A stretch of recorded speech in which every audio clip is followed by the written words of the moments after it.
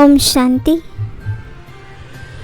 ಇದು ವಿಚಿತ್ರವಾದ ಸತ್ಸಂಗವಾಗಿದೆ. ಇಲ್ಲಿ ನಿಮಗೆ ಬದುಕಿದಂತೆಯೇ ಸಾಯುವುದನ್ನು ಕಲಿಸಲಾಗುತ್ತದೆ. ಜೀವಿಸಿದಂತೆಯೇ ಸಾಯುವವರೇ ಹಂಸಗಳಾಗುತ್ತಾರೆ. ನೀವು ಮಕ್ಕಳಿಗೆ ಈಗ ನಾವು ವಿನಾಶಕ್ಕೆ ಮೊದಲೇ ಸಂಪನ್ನರಾಗಬೇಕಾಗಿದೆ ಎಂದು ಚಿಂತೆ ಇರಬೇಕಾಗಿದೆ. ನಿಮಗೆ ಅಪಾರ ಸುಖವು ಸಿಗುತ್ತದೆ ಅಂದ ಮೇಲೆ ಎಷ್ಟೊಂದು ಖುಷಿ ಇರಬೇಕು. ಯಾವ ಮಕ್ಕಳು ಜ್ಞಾನ ಮತ್ತು ಯೋಗದಲ್ಲಿ ಶಕ್ತಿಶಾಲಿ ಆಗುತ್ತಾ ಹೋಗುತ್ತಾರೆಯೋ ಅವರಿಗೆ ಮನುಷ್ಯರನ್ನು ದೇವತೆಗಳನ್ನಾಗಿ ಮಾಡುವ ಹವ್ಯಾಸವಾಗುತ್ತಾ ಹೋಗುತ್ತದೆ. ನಾವು ಬ್ರಾಹ್ಮಣ ಸಂತಾನರಾಗಿದ್ದೇವೆ, ದತ್ತು ಮಕ್ಕಳಾಗಿದ್ದೇವೆ. ನಾವು ಗರ್ಭವಂಶಾವಳಿಯಲ್ಲ, ಮುಖವಂಶಾವಳಿ ಆಗಿದ್ದೇವೆ. ಬ್ರಾಹ್ಮಣಿಯರೆಂದರೆ ಸಹೋದರ ಸಹೋದರಿ. ಎಲ್ಲ ಆತ್ಮಗಳ ತಂದೆಯು ಅವರೊಬ್ಬರೇ ಆಗಿದ್ದಾರೆ. ಅವರನ್ನೇ ಎಲ್ಲರೂ ಕರೆಯುತ್ತಾರೆ. ಸಾಕಾರದಲ್ಲಿ ಎಲ್ಲರ ತಂದೆ ಪ್ರಜಾಪಿತ ಬ್ರಹ್ಮನಾಗಿದ್ದಾರೆ. ಬ್ರಾಹ್ಮಣರು ವೃದ್ಧಿ ಹೊಂದುತ್ತಿರುತ್ತಾರೆ. ಆತ್ಮವಂತೂ ಈ ಶರೀರದಿಂದ ಭಿನ್ನವಾಗಿದೆ. ಶರೀರವನ್ನು ನೋಡಿ ಅವರು ಅಮೆರಿಕರನ್ನು ಇವರು ಇಂಥವರೆಂದು ಹೇಳುತ್ತಾರೆ. ಆತ್ಮಕ್ಕಂತೂ ಹೇಳುವುದಿಲ್ಲ. ಆತ್ಮಗಳೆಲ್ಲರೂ ಶಾಂತಿಧಾಮದಲ್ಲಿರುತ್ತಾರೆ. ಆತ್ಮಗಳೆಲ್ಲರೂ ಶಾಂತಿಧಾಮದಿಂದ ಪಾತ್ರವನ್ನು ಅಭಿನಯಿಸಲು ಬರುತ್ತಾರೆ. ಪುನರ್ಜನ್ಮವನ್ನಂತೂ ಎಲ್ಲರೂ ತೆಗೆದುಕೊಳ್ಳುತ್ತಾರೆ ಮತ್ತು ಮೇಲಿನಿಂದಲೂ ಹೊಸ ಆತ್ಮರು ಬರುತ್ತಿರುತ್ತಾರೆ. ಇಂದ್ರನೆಂದರೆ ಅವರೇನು ಸ್ಥೂಲ ಮಳೆಯನ್ನು ಸುರಿಸುವುದಿಲ್ಲ. ಇದಕ್ಕೆ ಇಂದ್ರಸಭೆ ಎಂದು ಹೇಳಲಾಗುತ್ತದೆ. ದೇವತೆಗಳು ಸಹ ನೀವೇ ಆಗಬೇಕು. ಅನೇಕ ಪ್ರಕಾರದ ದೇವತೆಗಳ ಗಾಯನವಿದೆ. ಸತ್ಯುಗದಲ್ಲಿ ನೀವು ಸ್ವಾಭಾವಿಕವಾಗಿ ಸುಂದರರಾಗುತ್ತೀರಿ. ರಾಜಕುಮಾರಿಯರಾಗುತ್ತೀರಿ. ಈಗ ನೀವು ಜ್ಞಾನಸಾಗರದಲ್ಲಿ ಜ್ಞಾನಸ್ನಾನ ಮಾಡುವುದರಿಂದ ದೇವಿ ದೇವತೆಗಳಾಗಿ ಬಿಡುತ್ತೀರಿ. ಓದಿಸುವವರು ಒಬ್ಬ ಜ್ಞಾನಸಾಗರ ತಂದೆಯೇ ಆಗಿದ್ದಾರೆ. ಅವರು ಜ್ಞಾನಸಾಗರ ಪ್ರೇಮದ ಸಾಗರನಾಗಿದ್ದಾರೆ. ಆ ತಂದೆಯ ಯಾವ ಮಹಿಮೆ ಗಾಯನವಿದೆಯೋ ಅದು ಲೌಕಿಕ ತಂದೆಗಿರಲು ಸಾಧ್ಯವಿಲ್ಲ.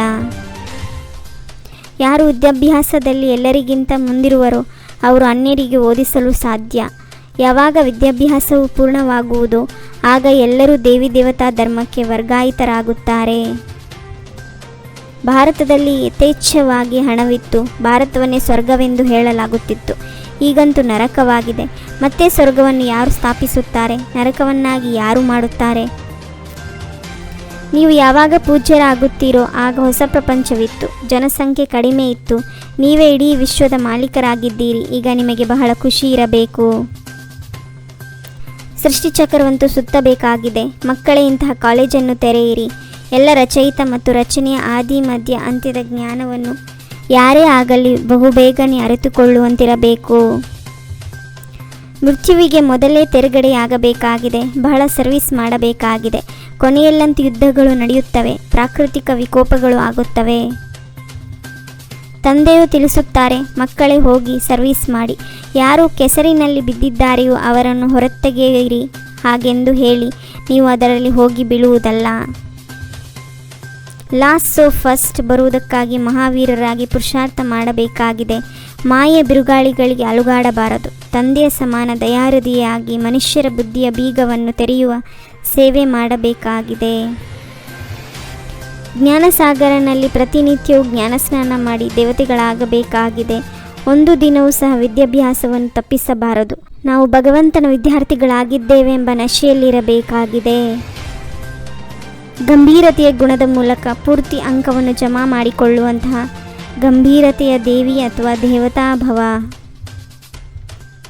ಯಾರಾದರೂ ಏನಾದರೂ ಒಳ್ಳೆಯ ಕೆಲಸ ಮಾಡಿ ನಂತರ ಅದನ್ನು ಹೇಳಿಕೊಂಡು ಬಿಟ್ಟರೆ ಅರ್ಧ ಸಮಾಪ್ತಿಯಾಗಿ ಬಿಡುವುದು. ಯಾರು ಗಂಭೀರವಾಗಿರುತ್ತಾರೆ ಅವರದು ಪೂರ್ತಿ ಜಮಾ ಆಗುವುದು.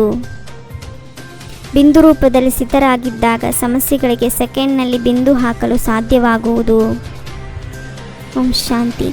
21 ಜನ್ಮಕ್ಕಾಗಿ 21 ಪರಮಾತ್ಮನ ಮಹಾವಾಕ್ಯವನ್ನು ಆಲಿಸಿ ತಮ್ಮದೇ ಆದಂಥ ಈ ಚಾನಲ್ಗೆ ಲೈಕ್ ಮಾಡಿ, ಶೇರ್ ಮಾಡಿ, ಸಬ್ಸ್ಕ್ರೈಬ್ ಆಗುವುದನ್ನು ಮರೆಯಬೇಡಿ. ಓಂ ಶಾಂತಿ.